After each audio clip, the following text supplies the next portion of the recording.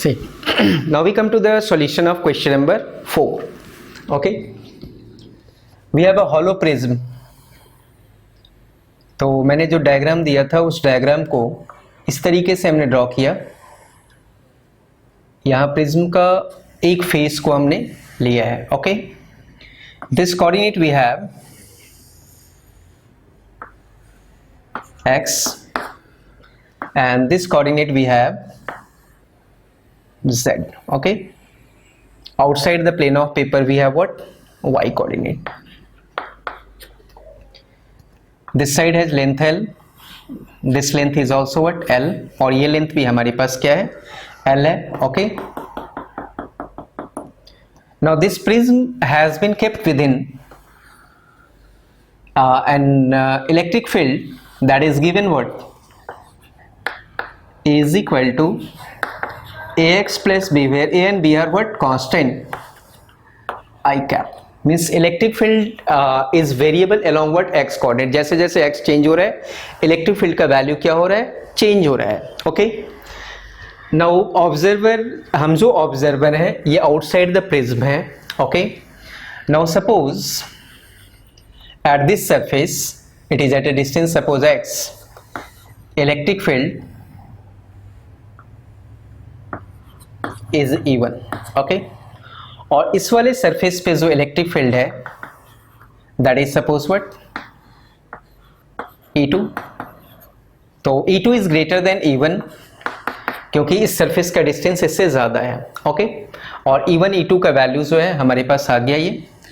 अब यहाँ surface area देखें तो surface area is perpendicular to what? The surface. तो यार सरफेस एरिया इज दिस. ठीक है, और इसके लिए जो है हमारा surface area perpendicular to the surface, this one is the surface area. Okay, अब इस सरफेस के हमारे पास दो कंपोनेंट्स हैं सरफेस वेक्टर्स के, one perpendicular and the other parallel. Okay, यहाँ भी इस सरफेस के we have two components, one perpendicular and the other parallel. Okay, यहाँ देखें electric field and area vector, these are what? Anti-parallel. Okay, that is theta is equal to what? 180 degree. Okay, so here theta 1 we have, it is 180 degree, while for this surface electric field and area are in the same direction, तो यहाँ parallel है, तो here theta 2 that is equal to what? 0 degree. तो यहाँ पे 0 है और यहाँ क्या है हमारा? 180 डिग्री है. ओके, तो लेकिन यहाँ electric field is non uniform, it is not uniform, it is non uniform. Okay, तो हमें जो है अब फ्लक्स का वैल्यू कैलकुलेट करना है and charge enclosed inside the prism that we have to get. Okay, तो यहाँ पे हमें जो है एरिया का कौन सा पार्ट लेना है? We have to only take this part, क्योंकि परपेंडिकुलर के लिए E2 and this perpendicular surface are perpendicular to each other, तो इनके लिए फ्लक्स का वैल्यू 0 होगा. सिमिलरली इनके लिए भी फ्लक्स का वैल्यू विल बी 0. ओके, तो पहले हम इस सरफेस के लिए फ्लक्स कैलकुलेट करें. तो this flux is suppose what? phi1. So this will have negative sign because electric field and area are anti-parallel, so phi1 is negative. While for this surface the flux is phi2. So electric field E2 and area are parallel, so it has what? Positive value, and prism surfaces have equal area, so here phi2 is greater than what? phi1. That means finite scalar quantity है, that will be equal to phi2 minus phi1. phi1 phi2 का value हम calculate करेंगे and the flux is equal to what? It is q in by epsilon naught, that's why the value of q in will be equal to epsilon naught into phi2 minus phi1. तो यहाँ से हमारे पास charge enclosed का value आ जाएगा और यहाँ से हमारे पास नेट फ्लक्स का वैल्यू आ जाएगा, that is phi2 minus phi1. But we have to calculate the value of what? phi1 and phi2. ओके, now you consider this surface of the prism. This surface is like this. C,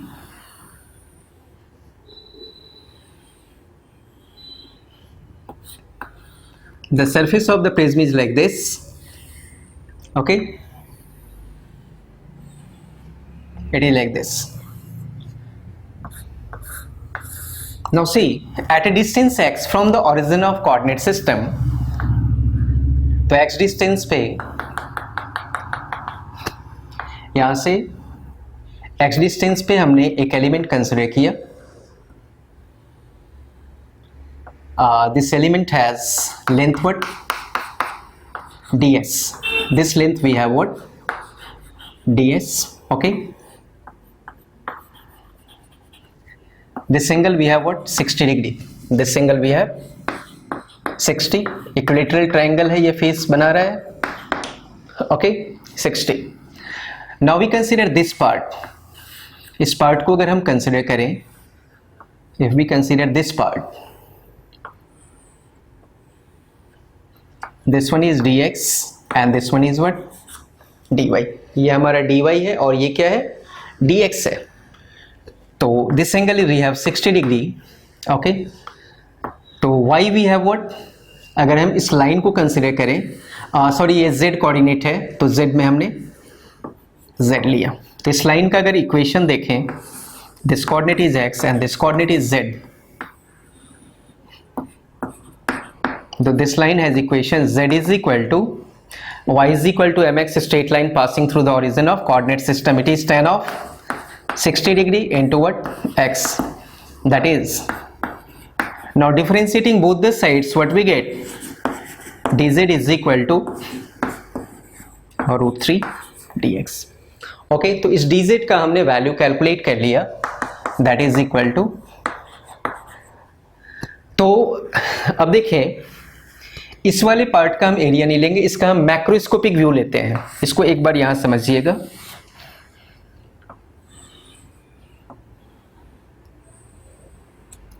this length is dx, this length is dy. Okay, ये हमारे पास surface है. The surface is like this. Okay, okay, इस तरीके से. तो देखिए, one area is this, जो ऊपर की तरफ था.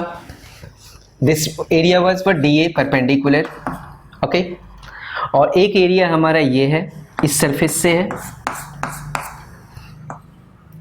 तो this one is what? D a parallel. तो यहां इलेक्ट्रिक फील्ड को अगर देखें, तो this electric field and area d a perpendicular to each other, तो इसके लिए फ्लक्स का वैल्यू विल बी 0. इस वाले सरफेस के लिए हमारा फ्लक्स होगा. For this surface we have flux because electric field and area are either parallel और एंटी पैरेलल. ओके, तो इसके लिए जो है हमारे पास फ्लक्स होगा. ये एरिया वेक्टर हमारा इस साइड होगा, क्योंकि एरिया वेक्टर मैंने इस साइड लिया था. तो this will be either this side और दिस साइड. ओके, ओके, तो खैर हमें इस वाले एरिया का वैल्यू कैलकुलेट करना है.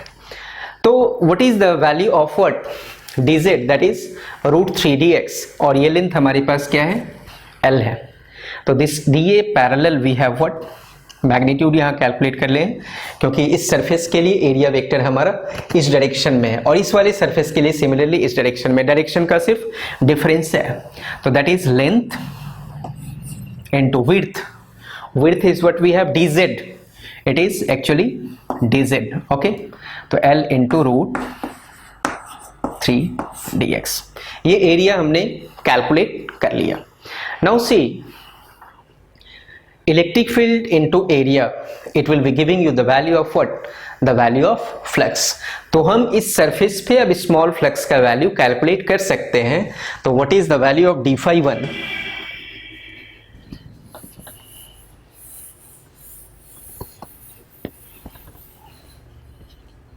So for this surface, left side surface, we have value of d∅1, that is equal to electric field E1 at a distance x into what?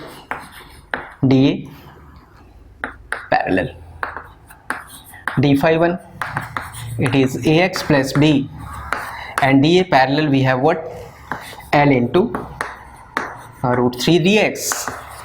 So integrating both the sides, we'll get the value of what? Flux phi1, that is equal to integral of ax plus b. L is constant, that's why taken out. Root 3L is constant, root 3L. Okay. Now it should be integrated from, देखिए यहां से यहां तक, तो x coordinate में ये integration कहां से कहां तक जाएगा, दिस लेंथ इज l, तो it should be integrated from 0 to l/2। तो इंटीग्रेशन लिमिट हम क्या लेंगे, तो इससे हमारे पास किसका वैल्यू आ गया, phi1 का। And this flux will have what, the negative sign since both are anti parallel to each other. तो यहाँ हमारे पास रिजल्ट क्या है, डॉट प्रोडक्ट का अगर लेते हैं तो it is -a1 dA parallel cos of 180 degree that is -1। तो यहाँ हर जगह हमारे पास क्या है, नेगेटिव साइन है, it has negative sign, okay.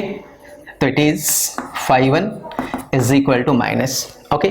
Similarly we get the value of what, phi2. तो similarly we'll have phi2 is equal to, अब जैसे यहाँ एरिया कैलकुलेट किया वैसे यहाँ भी एरिया कैलकुलेट करेंगे, बस लिमिट्स जो है वो आपका एक्स कोऑर्डिनेट में इस वाले पार्ट से इस वाले पार्ट तक जाएगा। तो phi2 is equal to, again we will have ax plus b, okay, √3l will be taken out। अब यहाँ देखें electric field A2 and area these are parallel, 0 degree है तो यहाँ पे तो पॉजिटिव साइन होगा, एंड यहाँ पे ये आ गया ax plus b and dx, limit will be taken from l/2 to l because this coordinate we have what, l0। तो यहाँ पे लिमिट लेंगे l, तो यहाँ से हमारे पास किसका वैल्यू आ जाएगा, we'll get the value of phi2। अब हमारे पास phi1 भी है and also we have what, phi2। We will have to simplify that, simplify करने के बाद हमारे पास एक रिजल्ट आएगा, ठीक है। तो ये phi1 एंड phi2 का value we have to put in this equation 1, और जब ये phi1 phi2 आ जाएगा तो q का वैल्यू यहाँ से हम कैलकुलेट कर लेंगे, ओके। तो this one is the solution of question number 4, okay.